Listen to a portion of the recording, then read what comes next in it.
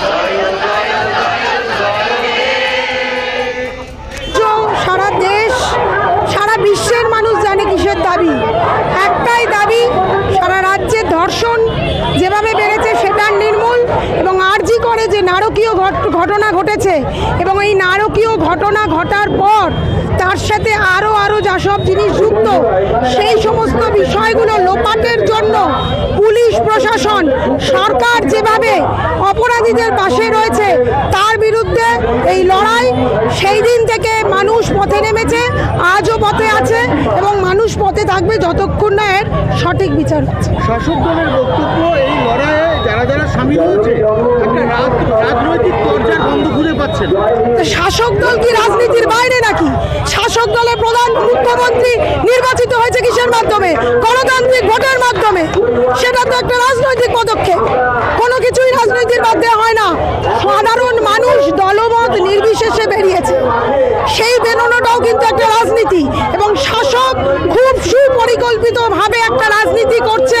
এই ধর্ষণ, এই ভয়ঙ্কর নারকীয় ঘটনা এবং সেখানে তার সাথে যুক্ত পুরো আরজিকর সহ সরকারি হাসপাতালগুলোতে যে ভয়ানক দুর্নীতির ঘুঘুর ভাষা হয়ে রয়েছে সেইটাকে মদত দেওয়ার জন্য, সেটাকে ঢাকার জন্য নোংরা রাজনীতি করছেন সরকার, নোংরা রাজনীতি করছেন মুখ্যমন্ত্রী।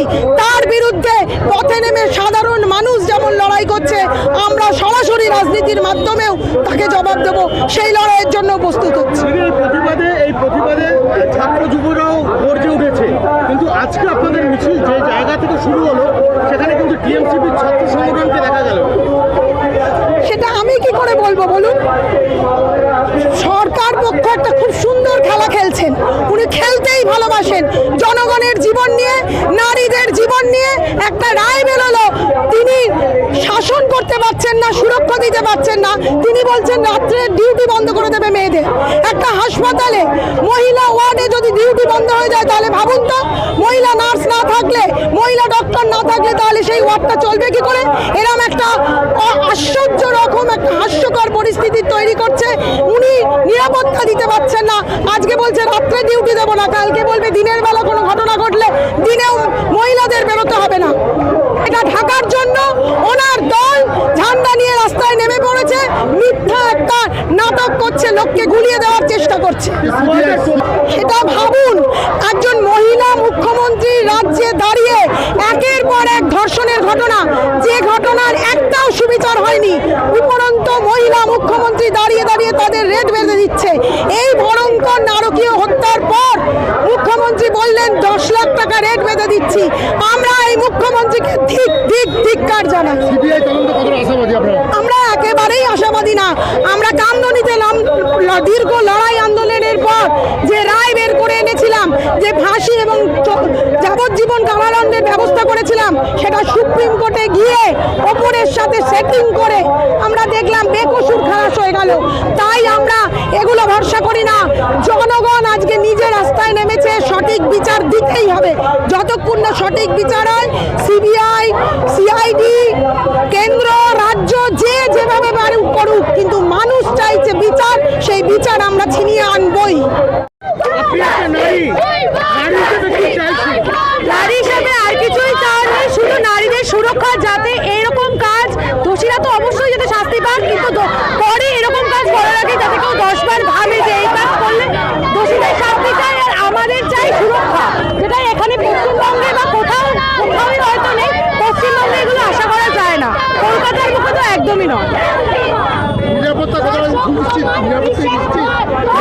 অবস্থা দেখে তো মনে হচ্ছে না নিশ্চিত, কারণ আজকে প্রায় 16 দিন মতো হয়ে গেল, আরো বেশি, কিন্তু তার মধ্যে যখন কোনো বিচার হলো না, তো এখন আর সুরক্ষার কথা মাথাতেই আসছে না। সুরক্ষা যদি পেতাম তাহলে আজকে আমাদের আর রাস্তায় নামতে হতো না। দাঁড়িয়ে মানে আমরা যতটা অ্যাডভান্স হচ্ছি, আমি বলবো যে এখনো পর্যন্ত ফ্রি মাইন্ডে, মানে অ্যাবসেন্ট মাইন্ডে কোনো মেয়েরা নিরাপদ এখনো অব্দি নয়। যারা 12টার পরে কাছ থেকে ফেরে, তারা এখনো পর্যন্ত সেই ট্রেন কম্পার্টমেন্টে জিআরপি রাখা হয় না, জিআরপি অ্যালার্ট করা হয় না ট্রেন কম্পার্টমেন্টে। ট্রেনে গ্যালোপিং ট্রেনগুলোতে কি হচ্ছে সেগুলো দেখা হয় না। এখনো পর্যন্ত কোনো শিক্ষা প্রতিষ্ঠান থেকে কোনো মোর্চা বেরোয়নি। হাওড়া থেকে 3টে স্কুল মোর্চা বের করেছিল, তাদের ওপর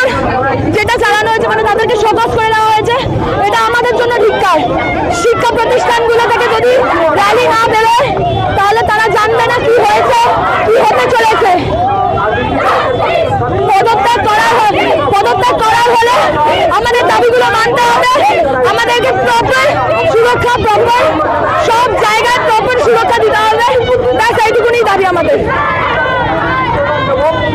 সিআইডি তদন্ত উঠে এসেছে ধর্ষককারী একজন, একাধিক নয়, এটা মানতে পারছে না। একদমই মানতে পারছি না, কারণ ফরেন্সিক রিপোর্টে সিমেন্ট